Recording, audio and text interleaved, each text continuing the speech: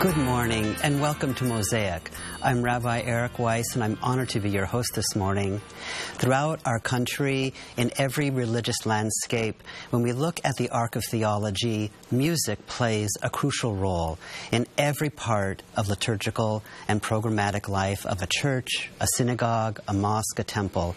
We are so honored this morning to have with us Cantor Rosalind Barrick, who is from the Congregation Emmanuel here in San Francisco, has had just a beautiful, wonderful, illustrious career both at the congregation itself and around the country and worldwide. And yes, and about to retire. So I'm so glad that we're going to spend a little bit of time reflecting on your career, your innovations in programming, and your reflections of what the cantorate is in the Jewish landscape. So let's jump right in and just kind of rewinding a long way. What attracted you to Congregation Emmanuel? What attracted you to become a cantor?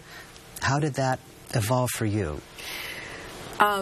It was never my intention to become a cantor. I grew up in an Orthodox synagogue when I was a kid, so men were cantors. And when I first heard that women were becoming cantors, I was shocked and appalled and didn't quite know where to go with it.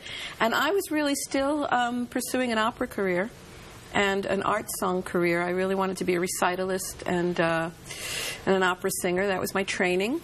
Although I had started out in an Orthodox synagogue, I quickly moved away from that in my teen years and started focusing on classical music training. And I had very intense, studies in classical music, which was my first passion. Although I had had a very wide range of experience in all kinds of music through my mother's purchasing of recordings of all sorts of music, and it was constantly playing in the house. So music was my focus and my passion, and I knew I was going to be in music someday. So studied at the Manhattan School of Music. I went to High School of Music and Art. I was saturated with it. It was in my DNA. But after a while, after leaving Manhattan School of Music, I was kind of wandering around New York, entering competitions, and trying to find my way. And eventually I wound up in Israel, singing opera in Israel. For the Israeli Opera Company? The Israel National Opera, which was an interesting experience. Someday maybe I'll write a book. But, I wound up then leaving the opera and having a little bit of a career in concertizing. In Israel, I sang with the Philharmonic. I sang with the Jerusalem Symphony. I made a recording with them. I did recitals.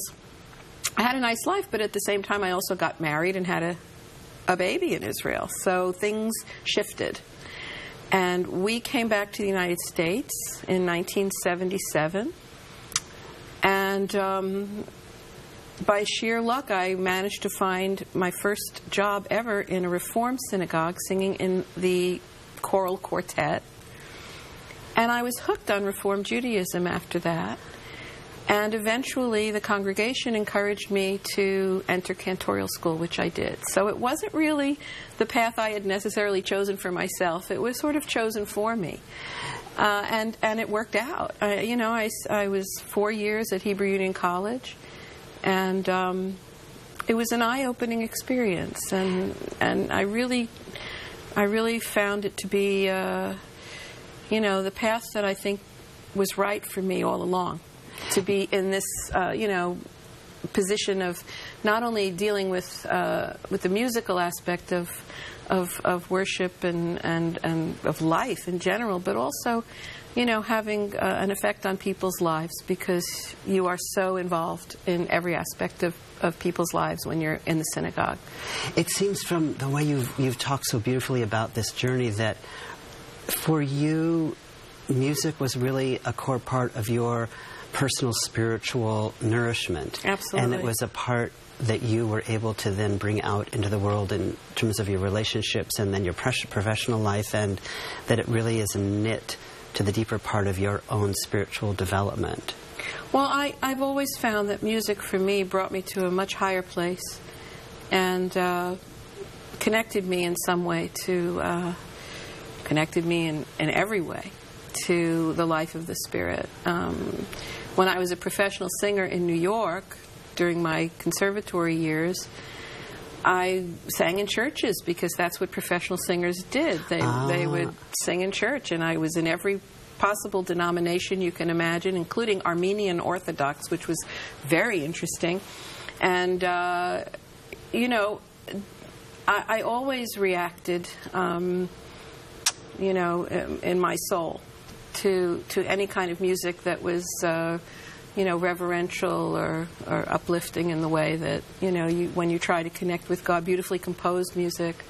You know, I will weep copiously after listening to Brahms' Requiem or during those sort of pieces, or you know, those things move me greatly, and so does opera, but in a different way. We're going to, Cantor Barrick, we're going to take a quick break. What a beautiful beginning to our conversation here on Mosaic. Please join us in just a moment as we return to our conversation with Cantor Rosalind Barrick.